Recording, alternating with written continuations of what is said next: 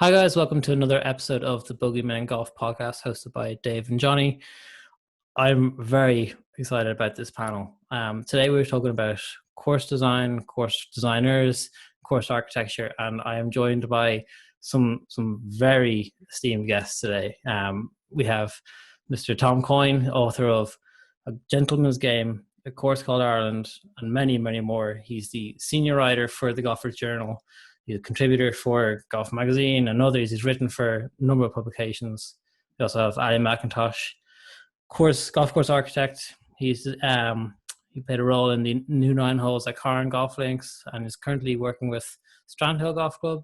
And joined also by Tony Deere, author of The Story of Golf and 50 Holes, and he's a contributor to Links Magazine as well as others. And then Ken Kearney, golf architect with an esteemed amateur playing career in his own right. Ken has got his hands on most golf clubs in Ireland, including Arglass, RD, Corbelis, Dalgony, Glasson, Grange, and that's just to name a few. He's currently working with Malone and, well, all around the country. So, gentlemen, thank you very much for coming on the podcast. Pleasure. Thanks, Thanks for having us. So, I think if I could, I'd love to start with a bit of history and. Ken, we might start with yourself and then just work around. And guys, please feel free to jump in. There's no manners on the format of this. I'd love to just kind of have a conversation around who are some of the early names in golf course design. I mean, there's obviously old Tom comes out as one of the big names, but when did golf course architecture and design become not so much a career, but a focused feature of the game of golf? I suppose history will reflect that, the old architects like old Tom Morris, we'll say, being the first, was the professional golfer. He was the tender to the greens. He made the hickory clubs. He made the golf balls, and they started out as the architects, really the first people who got it into a formatted methodology of building golf courses and laying them out. It progressed then. I would suppose Harry Colt might be regarded as the first quote-unquote professional golf course architect.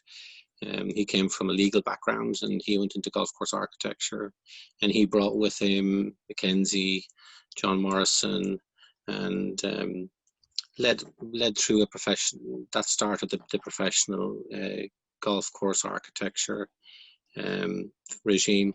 And that was really the move from what might be regarded as this old school penal design, harsh or crude bunkers across in front of greens or landing areas, and he moved it to a more strategic golf course design. So Colt might be regarded as the first professional golf course architect and Harry Colt, just, he would be the architect to, in Ireland here we'd have Roy Portrush and County Sligo would be bigger ones. He had some hand at Royal County Down.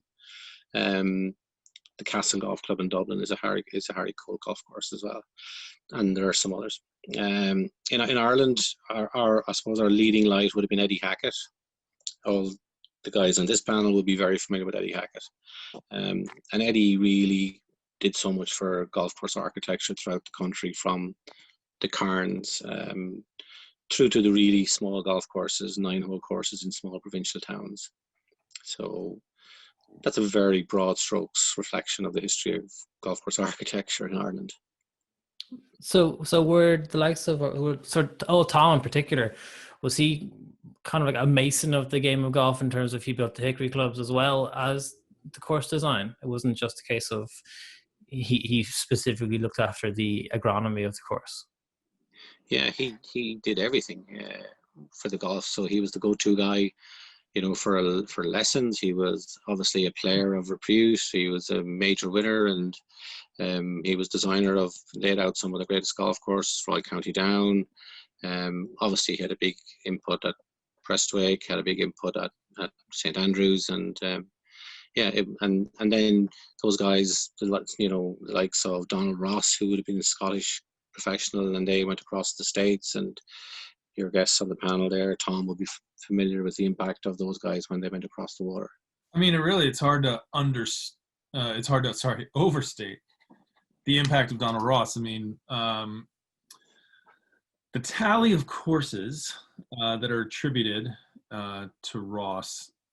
It was, in doing this book on golf in America that I'm working on, I found numbers anywhere from 400 to 600 golf courses, depending on whom you talk to, attributed to Donald Ross, which is, considering that, travel at that time isn't that easy. He's not sending his notes or drawings as email attachments, whatever, just the inconvenience of work at that time to have that many courses credited to you.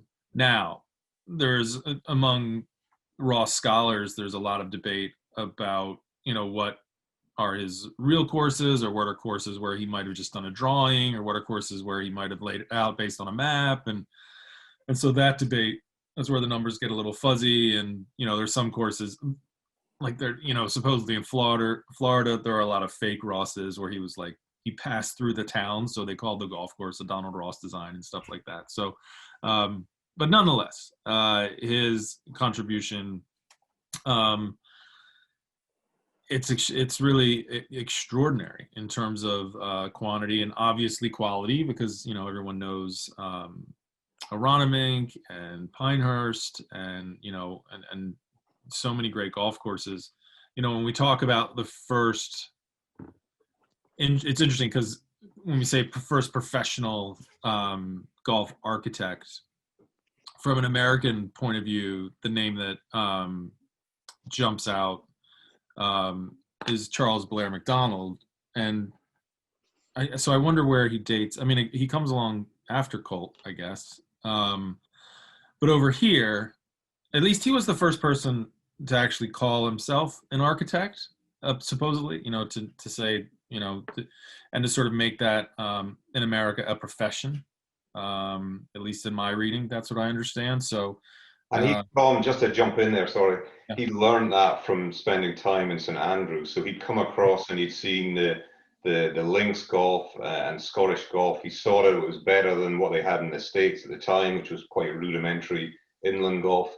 And he took that back in around 1895 and started to develop off the back of that and start to bring real good, top quality professional golf courses to the States, I think, Yeah, I think that's when you talk about a debt that golf owes to somebody, Donald Ross, obviously, but, C.B. Mcdonald, in terms of saying that, these courses, the way we're playing golf in America right now, it's not good enough, right? Like you said, because he did spend all that time in St. Andrews, and then goes on to do National Golf Links, and with Seth Rayner do so many more, really elevates golf in America, makes it, if not, not maybe as good at the time, but pretty good, pretty darn good. He was also really good at turf science as well. So, you see golf in America getting, our golf courses, people over here just aren't settling for just a place to hit a golf ball. So this is all around the same kind of, I think, what Ross moved to the States in 1899, early 1900s. So the two of them would have been operating the same time. Would there have been at that time competition between course designers to come to courses and design, or was it very much a fraternity from that perspective? I think there's always competition. There has to be competition, but there was a lot of work at the end of the 19th century, especially in the States. You hear of Tom Bendel. We were talking about relatively rudimentary courses. So you had these rudimentary courses that were being built very, very quickly without much experience of the links and Scottish courses and where it originated. And then Ross came over, a couple of other Scottish designers came over. As I said, Mcdonald had traveled over and he'd studied in St Andrews, and he came back. And then some of these other designers also took the trip over to the UK, learned where it originated, and came back and brought that back. And that started the kind of strategic school around 1910, 1920. And I think there was a lot of camaraderie then. There might have been competitiveness, but they helped each other out very much as well. There's so many cases of golf courses where the primary designer was talking to 2 or 3 or 4 of his competitors and other designers, and they helped out. Pine Valley is one with George Crump. Colt was involved in that. He traveled across there, as were others, you know. So there's many cases of people helping each other out. I think it was a nice way to work at the time. What would be a key feature, or if you're to play a course, what would be a key feature for one of those designers that you would make you stand out and go, this is a Donald Ross course, or this is a Pete Dye or an Eddie Hackett? You know, to be perfectly honest, I've spoken with so many people over the years who always say, oh yeah, that's a Nicholas, that's a Ross, that's a Mackenzie, whatever, and they don't really know why. I mean, there's there's certain things you can pinpoint. You can point to bunker shapes, bunker styles, whatever. But I've always found that the thing that really differentiates courses, you know, not necessarily an individual hole, say, or an individual feature. When you come off the course, when you finished it, and when you're reflecting on it, you're thinking, you know, what are you thinking? I mean, what was the motivation of the designer? And with someone like Colt, I mean, Colt for my money was the best. But you wouldn't necessarily come off a Harry Colt course and think, oh, that was so Colt. Everything about that was so Colt, because he didn't try and put anything in his courses that told you that it was a Colt course. You know, Mackenzie's bunker shapes, you know, the flair of his bunkers, the size and the shapes of them. Sure, you know, you could look at like that. The bunker in the middle of the 10th fairway at Augusta, you know, used to be a bunker to the left of the first green at Augusta, you know, before they flipped the 9th. I mean, that sort of bunker, you know, it's very elaborate and it's very large. And sure, you could look at that and say that's a Mackenzie bunker, but beyond that, I mean, I really think that people sort of clasp at straws when looking for things to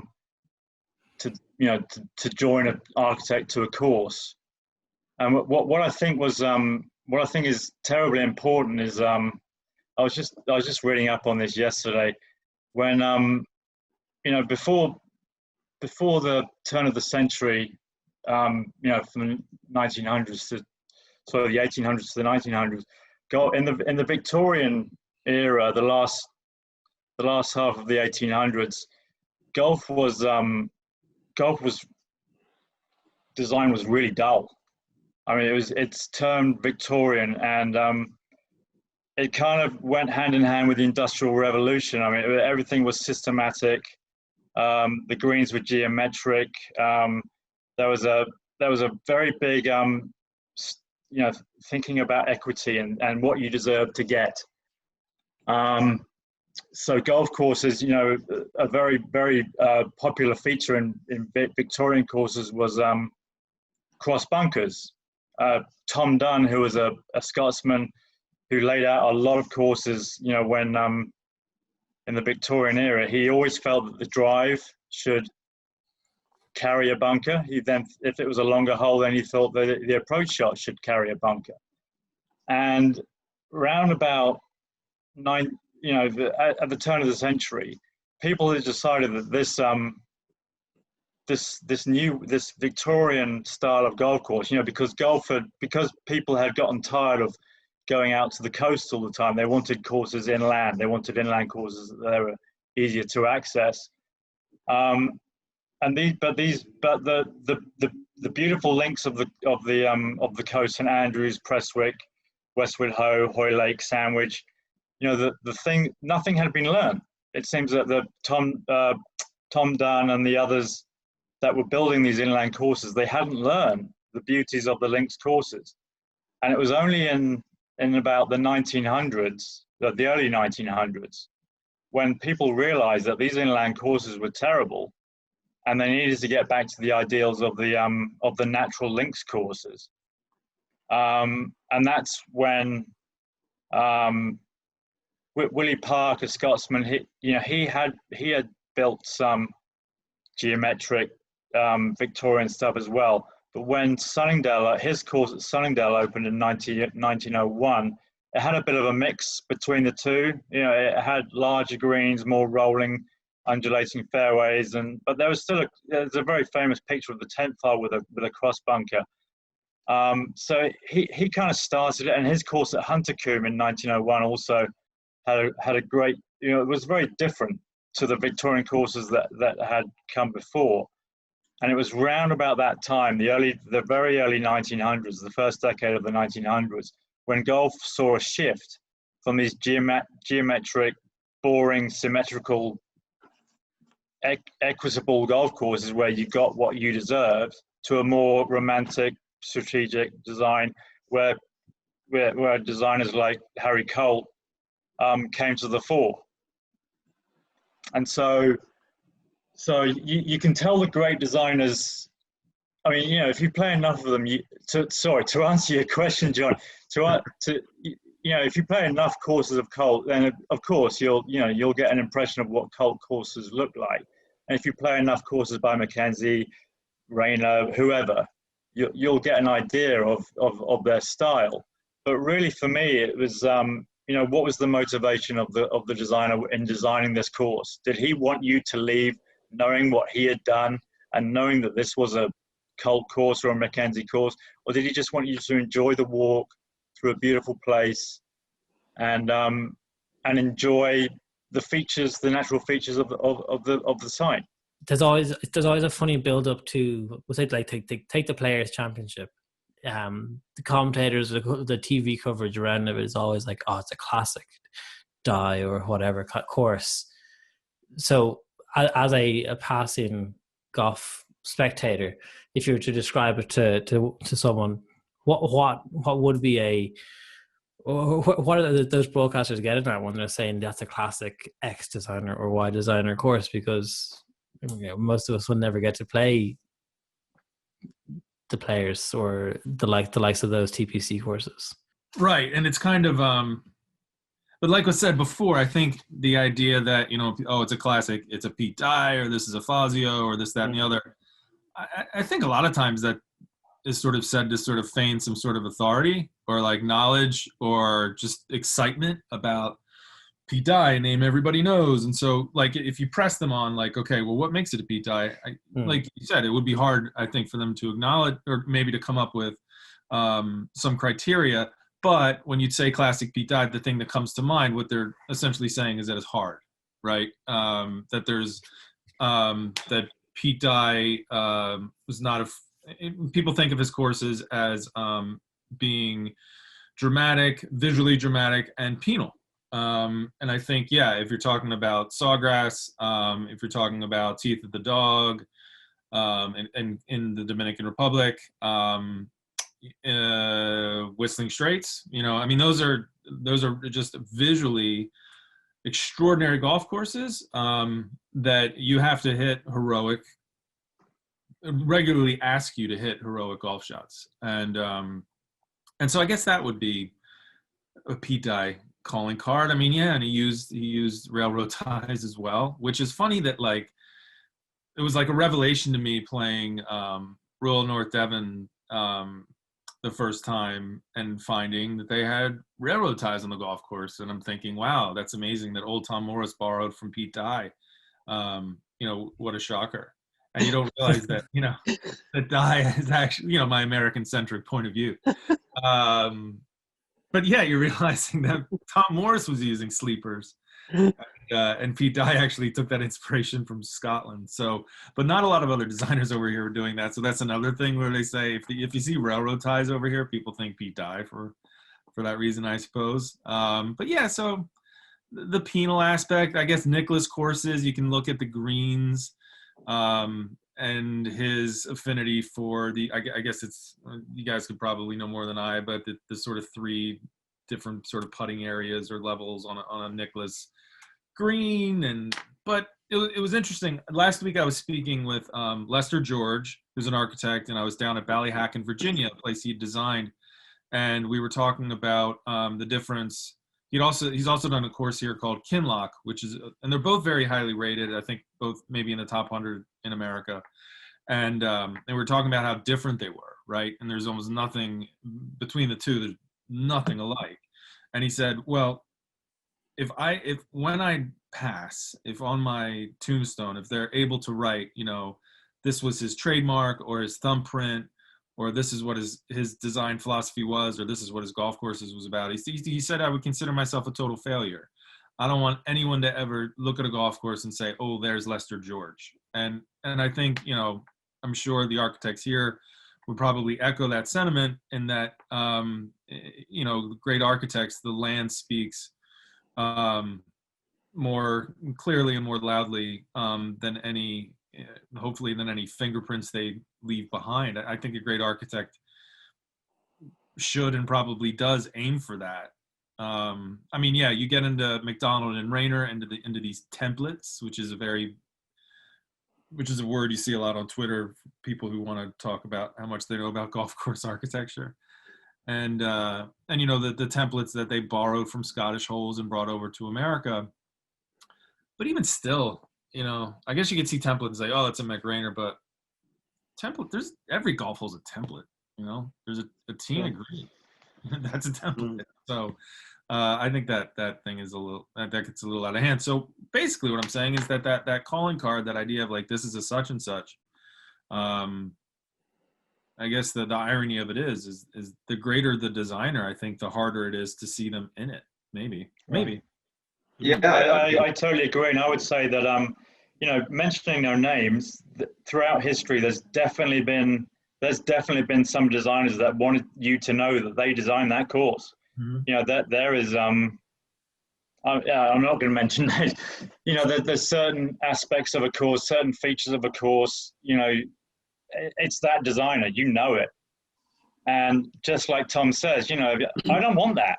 When I'm playing golf, I don't want to know that. I want to enjoy the nature, the site. I don't necessarily want to think, oh, that's a bunker, or that's a whatever green. I'm not interested. I think you have to consider, like, the great thing about golf courses as compared to other sports is every playing field is different. So it's not a consistent football field or soccer field or whatever. Every playing field is different. So if you think you've got a designer there and he designs 30 or 40 courses, and you can see his fingerprint all over each of those courses, then he's obviously not taken the individuality of the land. He's got to develop with the land and bring something different and individual to each site that he goes to. Now, of course, people have or architects have their favorite go-to kind of things that they repeat. But in general, if you can't change and see the nature of the land and bring a different design solution to that nature of the land, then, I don't think that's a good thing either. I do think the work with the land that you have. I think it'd be interesting for sure if a designer came into an inland parkland and built something man-made like the Klondike from Lahinch and put it in the middle of a parkland course, because obviously there just wouldn't be natural. Yeah, now that's not to say that man-made and bold features can't work, and they have worked. And Tony and Tom talked about Mcdonald and Rayner, and they brought brilliant kind of templates back from Scotland, and they used the natural land tee to green, but they still use these kind of geometric shapes, which are obviously man-made, but they're just very artistically done. So, man-made elements can work, but you have to meld them in and blend them in with the land. You can't impose yourself as an architect or a builder onto that land with something that looks incongruous and doesn't work. So then, it speaks to what Tony was saying earlier. It's, with regard to the Harry Colt course, you actually mightn't be able to recognize it unless you knew him or his style intimately. And I think it's because he showed so much restraint, really.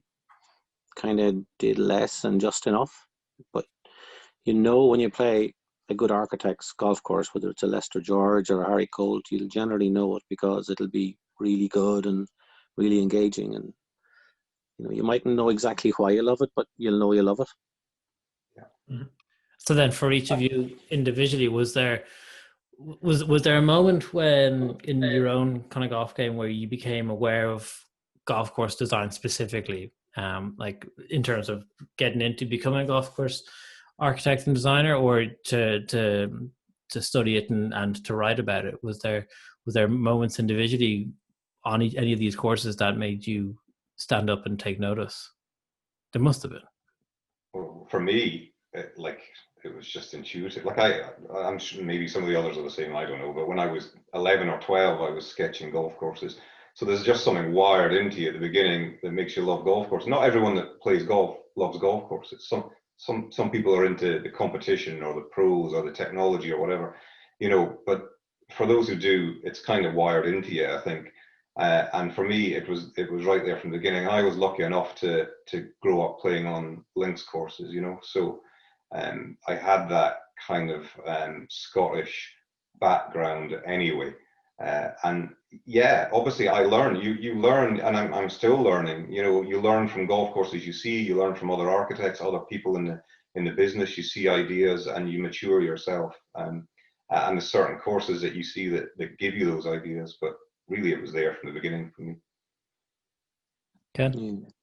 Yeah, I spoke to Tom previously on his pod, the Golfers Journal, and for me it was when I was playing amateur golf.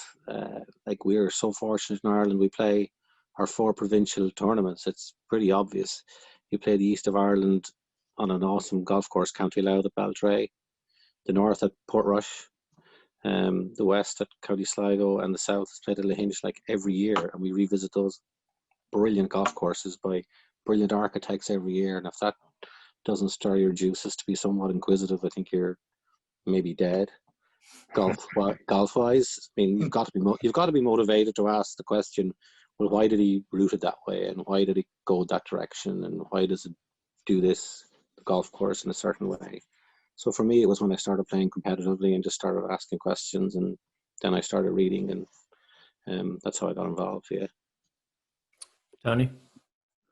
I was very fortunate that my dad played, and every year for the Open, we would go for a week to the Open, and we'd play all the courses around, the Open venue, the ones that were open. And so I played a lot of the great Scottish courses in the late 80s, early 90s. And I remember the first time we played the old course. I think it might have been 86 or 87. I knew something of the old course. I knew it was, old, not much more beyond that. And we were actually paired with a couple of Americans on the first team. We didn't know what to expect because, we knew nothing. We actually ended up having just an absolute ball. It was so much fun. They were fantastic. But we're not all bad. What's that? We're not all bad, Tony. We seem surprised. No, there's a few of you. They're okay. Anyway, but I didn't play the course, know anything about architecture and the the ins and outs and the quirks of the old course. I remember this. I mean, this is nearly 30 years ago, more than 30 years ago, in fact. But I remember this, like, standing up on the tee like it was yesterday. I was on the 12th tee, and I hit my persimmon driver, and I absolutely belted it. And I hit an absolute corker straight down the middle, and it was probably playing off the tee. We were playing probably 295, 300 yards, and I thought, well, that's going to be close to the green, even with the persimmon. We're probably downwind. And I'm walking out the fairway, happy as Larry, proud as punch. I've hit this fantastic drive, and I find my ball in the middle of the massive bunker in the middle of the fairway. Now, that was a very rude awakening, to strategic architecture. Now, it's not as if, I went home that night and I read up on everything about strategic architecture I could find, and it certainly didn't, change my perspective on the game, because I was looking to play the game. I mean, there was a point in my late teens, early 20s when I was teaching the game, and I was hopefully going to become a player. So it's not like I like a lot of, like, probably Ally and Ken. It's not like I immediately wanted to design courses after finding the bunker on the middle of the fairway at the 12th at St Andrews. But I know for a fact that it somehow just seeped its way into my soul. I I became aware that, you know, this is weird, and but I could never work it out. I could never work out for the next 30 years why sticking a bunker in the middle of the fairway. Not that we know who did it and when it was put there, but I didn't know why. And again, as I say, it's not like I ask myself that question every day. You know, why is there a bunker in the middle of the 12th fairway? But I was always subconsciously aware that, you know, that there's something about designing golf courses that makes something interesting or boring or enjoyable or mundane. And in thinking about that question, I became absolutely aware at a fairly young age why the old course was so good, why it was so great. And I think since then I certainly haven't looked for courses that are the same as the old course, but I've looked at courses in a way that, you know, what have you learned from the old course? You know, what have you taken from the old course that gives me a similar feeling? You know, it doesn't have to be, it's not like I had to be on the 12th hole of such and such a course and there has to be a bunker in the middle of the fairway. You know, but I'm just sort of looking at courses thinking, you know, what is the thinking behind that feature or the way you've built that? And I think that all stems from finding that bunker 35 years ago in the 12th fairway at the old course. Yeah, so I think my interest in golf course architecture, it's interesting. The first architect that I got really interested in enough to do research and write about, and you know, it comes in writing a course called Ireland. You know, it would be Eddie Hackett, and I came to, because Enniscrone was the first golf course I ever played in Ireland. Cairns, my favorite golf course in the world, and but I came at it from the point of view that, you know, interested in how he would design a golf course, but, you know, I came to appreciate Eddie Hackett more as a great story himself, and just his approach, his willingness to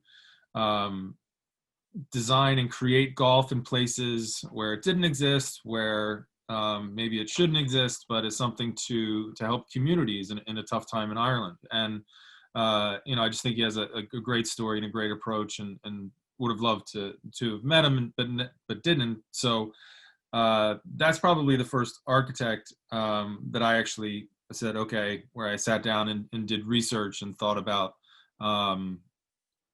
where I started to go down that rabbit hole a little bit. Then I had to go down it a lot further, because I think that it's interesting how in the last, I don't know, say 20 years. So I grew up on a William Flynn golf course called Rolling Green. And William Flynn would be a really important designer over here. Shinnecock, Cherry Hills, chipped in it, probably did a lot of Marion, chipped in at Pine Valley. I think a lot of people did that, even though Crump is really the only name that gets associated with it. But in any event, if you would have said growing up the name William Flynn, I would have thought, okay, is that the guy I'm playing golf with today? You know, even though I'm on one of his golf courses, right?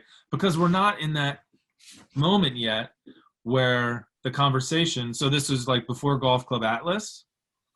It's before Andy Johnson and the Fried Egg.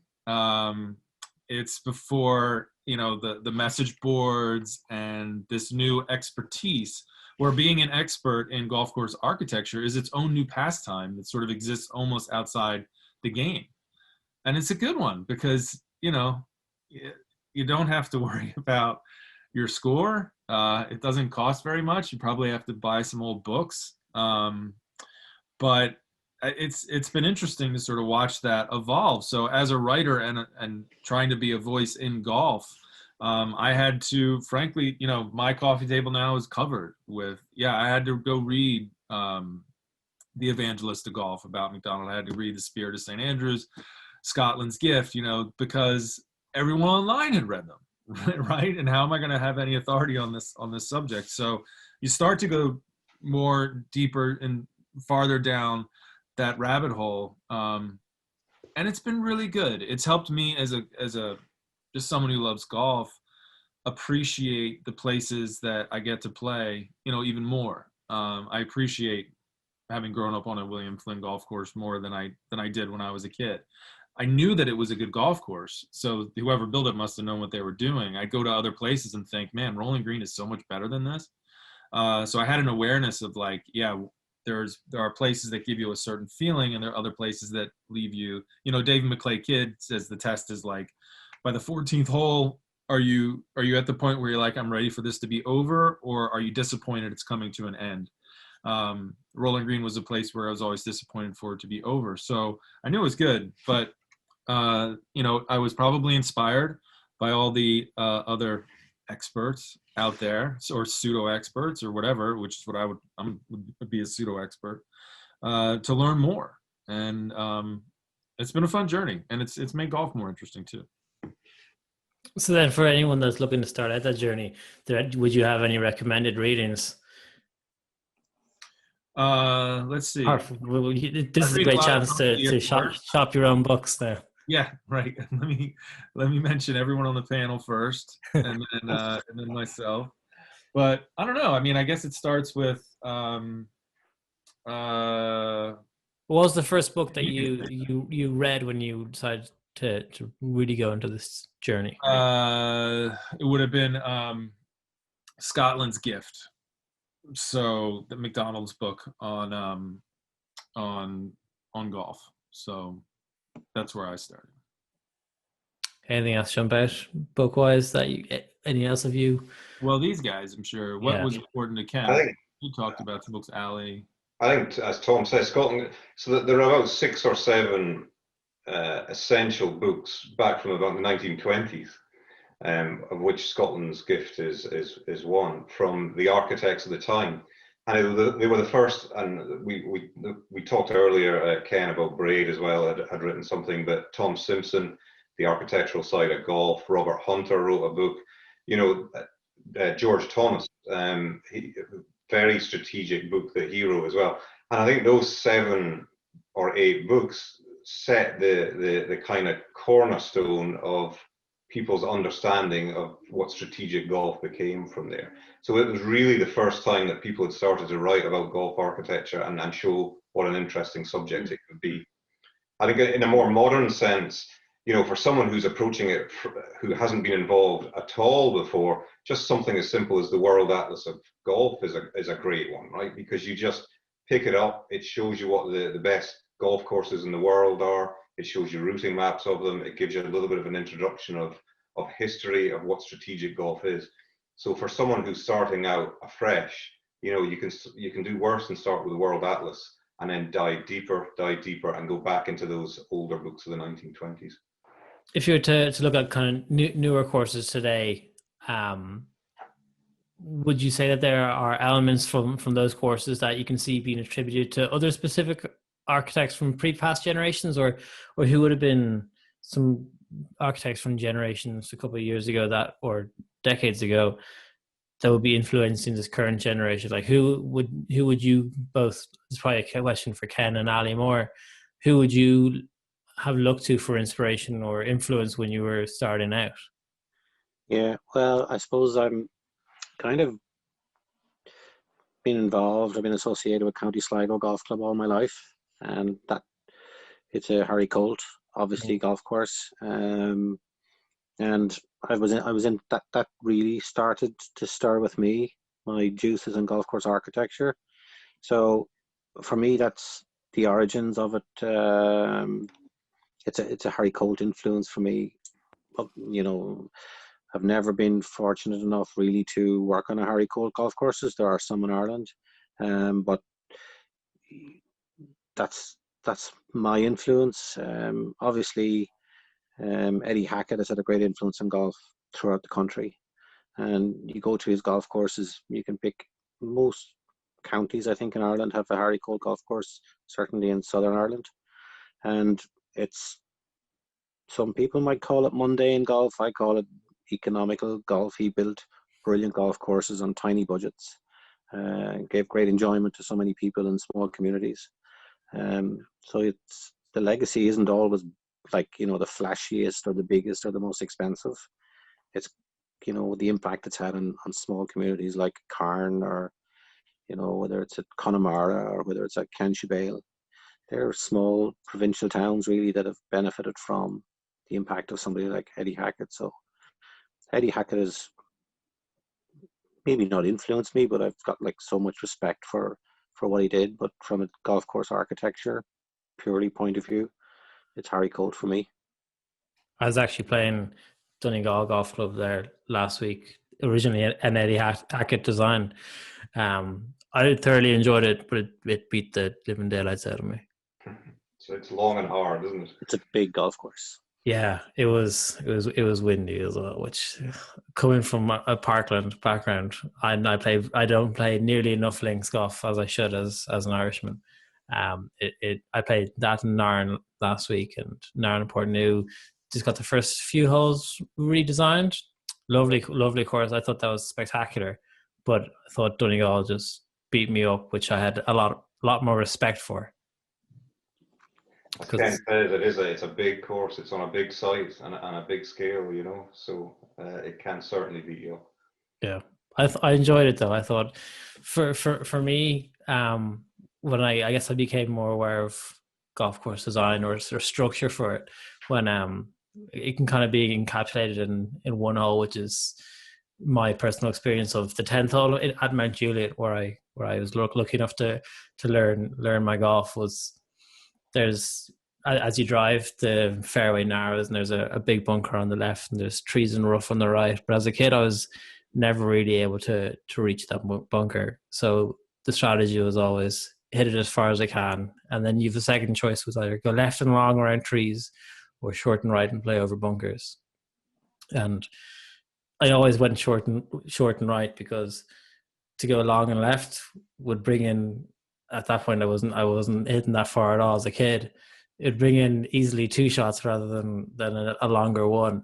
But as I got older, the strategy, like I got stronger and I could play more, but then the bigger bunker came more into play. So the way that I approached the hole or would play the hole, no matter how my golf game improved, the course was always there to answer me, which I found was a great moment for me. I play it every week, and I come back up to that bunker every week, not knowing whether it's bounced in or bounced right and landed in the middle of the fairway. But that's for me the moment where I became aware of a golf course design that no matter how I move, improve, disimprove, whatever, the course will always have a very fair answer for me, which I think is a good indictment of golf courses and golf courses designers, which I think brings us to the last segment of this conversation, if that's all right, which is definitely the most unfair question that I think I could ask this panel, which is, if you had to pick one, who will be the greatest and why? Might go around. We'll start with Tom, because yes, you got a little less skin in the game than Ken and Ali.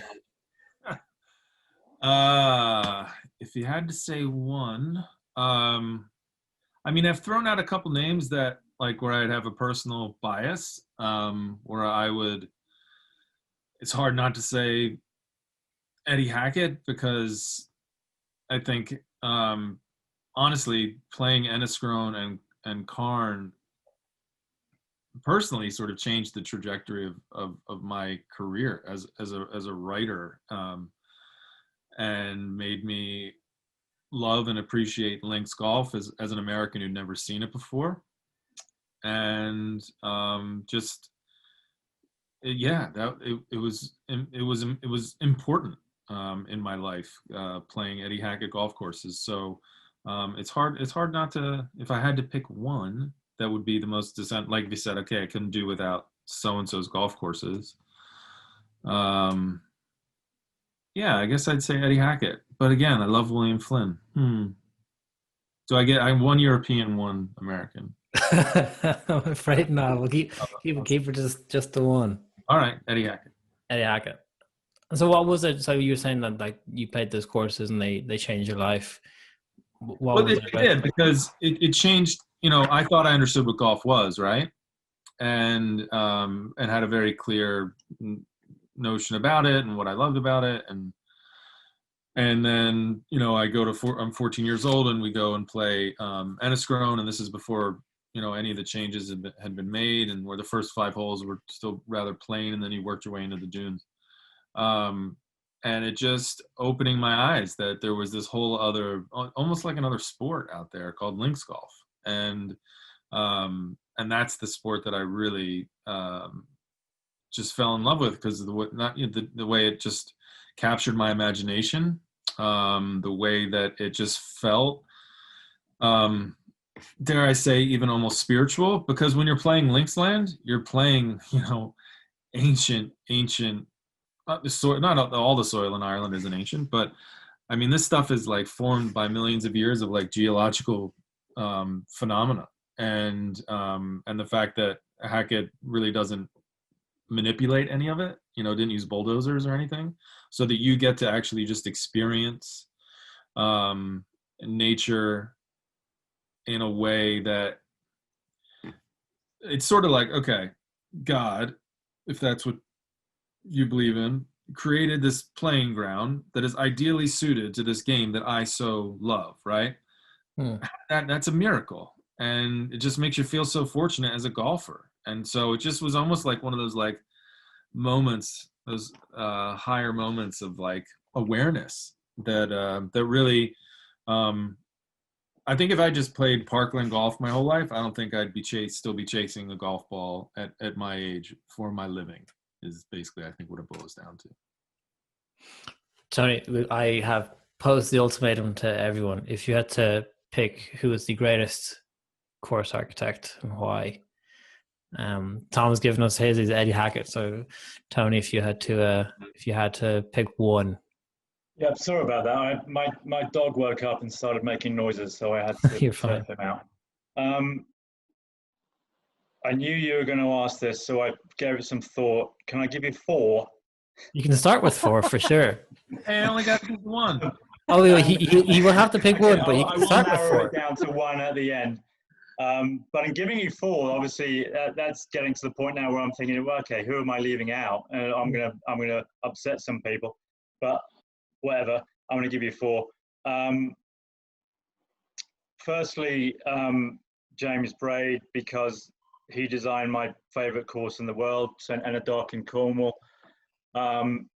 And to be honest, beyond playing St. Ennedoc, I hadn't read or learned much about Braid until recently when I wrote something about him.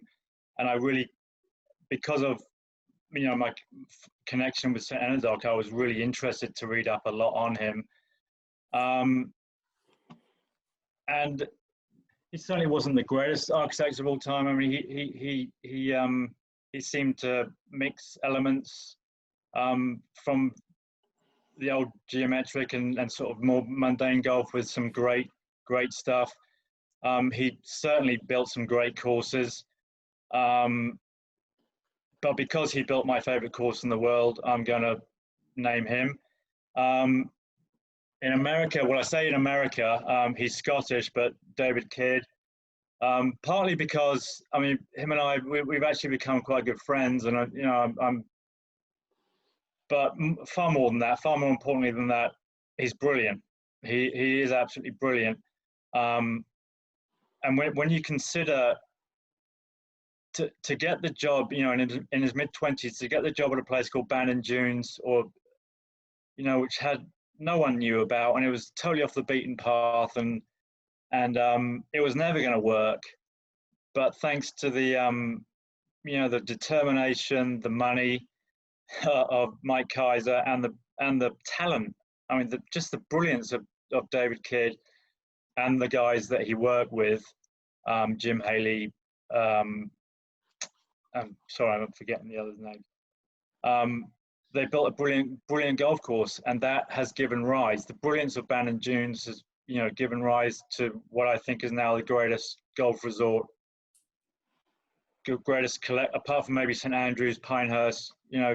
Bandon Dunes is absolutely the greatest concentration of golf in the world. Melbourne Sandbelt as well, of course. And Kidd kind of started that. And his career has obviously gone, from strength to strength since then, and some really, really fantastic courses since then. My favorite of which is Gamble Sands, which is actually, unfortunate, I'm in about 3 hours from it in Washington State here. And I love that course. Firstly because it's just an amazing place overlooking the Columbia River, and it's built on sand. But also, I actually named it that Gamble Sands. That was actually my idea. So the place has a spiritual connection with me. I love it, and I just every kid course that I've played, Huntsman Springs, Gamble Sands, Mammoth Dunes, Bandon Dunes, it's brilliant. I have so much fun playing those golf courses, and I really wonder if you love golf, if you think you love golf and you play a David Kidd course, and come off it and didn't have the greatest day of your life, or the most fun you've ever had playing golf, then something's wrong, because they're just the most fun golf courses. In addition to Kidd in America, I think Tom Doak will go down as one of the all-time greats. So he gave rise to what became known as minimalism, which is, and I suppose in a sense I'm loath to call it the second golden age, but that's pretty much what it amounts to. And Doak, when he built his first course at High Point in Michigan in '93, I think it was, that was kind of the start of it. He took a site and didn't change it, didn't move hundreds of thousands of cubic meters of earth, just let the natural features tell the story, and that gave rise to, I don't know if it gave rise to Coyne and Crenshaw, but there was kind of the stimulus, if you will. Coyne, Crenshaw, Bill Core would be another one, of course. Just take they're not going to take a really bland, flat, boring site and build a great golf course. I'm sure they could, but they're going to choose their sites wisely. But when they've chosen their site, they're going to make the absolute most of it. They're not going to change it. They're not going to move this, that, and the other, to make the course look like they built it. They're gonna make a brilliant golf course from a great site, and they're the best in the world at that. So to go back to the original question, Doak, Kidd, and Braid, but Colt. The answer is Colt, because he, as I said earlier, he made so many great courses. I mean, truly great courses, but you don't necessarily come off them thinking, oh, that was a Colt, that was a great Colt, another great work from Colt. He just built brilliant courses that the site gave him. He natural courses, fun courses, strategic golf courses. You can't really fail to have a good time on a Colt course. And he was so consistent, Tony. He never failed Colt. Right. If you pick Colt's worst course, he's probably got the best worst course out there. All of his courses were just very, very good, time and time again. So then, Ally, who would you go for? And I appreciate that this is unfair to ask on both you and Ken. Well, not really. I mean, you take inspiration from everyone. I think to go on from then what Tony was saying on Colt, he was such a consistent architect, and he was so elegant. I think all of his designs are elegant. I always say Port Rush in Ireland is possibly the most elegant course in the country. The green complexes are the most beautiful, I think,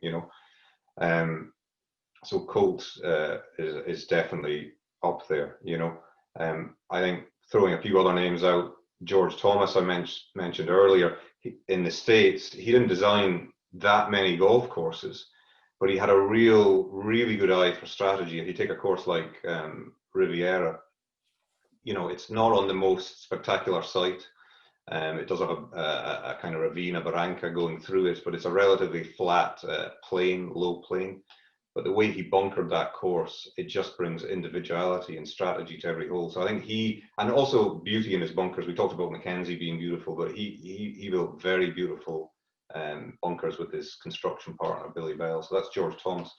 My favorite architect from back in the day was a fella called Tom Simpson. So Tom would have been an eccentric Englishman. He used to drive his Rolls Royce up onto the land and kind of survey it from afar. And, he had a chauffeur drive him up there. He was just an eccentric. He was a great artist as well. His design style was very bold and fun. He used deception. He almost tried to trick the golfer in a sporting way. In Ireland, you would know his work because he did amend Ballybunion. He did do some work at Carlow, but really you can put Baltray, County Louth, the excellence of that course down to him, and the subtleties in there that he used. Some just small mounds to get you thinking that you have to come into the green from a different side. 14th. I know Ken loves the short par 4. 14th is one of the great short par 4s as well. So Tom Simpson would be my favorite architect. So you could say that he inspired me. But probably I had to pick one, I'd go back to Mackenzie. Because I think Mackenzie, he used his background in camouflage through the Boer War and stuff, and he really started to use the natural landscape beautifully by using that. And he understood the scale of the bunkers we talked about earlier.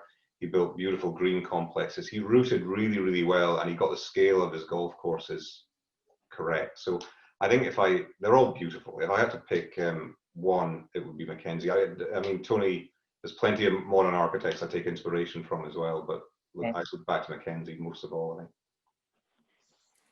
I think. Ken? Yeah, for me, it's tough because I have such regard for what Eddie Hackett did. Massive impact, obviously, here in Ireland.